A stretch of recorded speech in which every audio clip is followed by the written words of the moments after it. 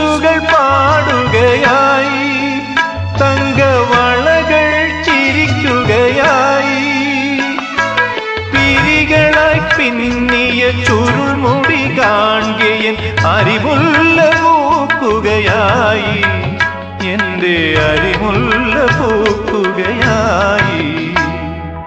ഇനിയൊന്നു പാടൂ ഹൃദയമേ, എൻ പനിമതി മുന്നിലുദിച്ചുവല്ലോ.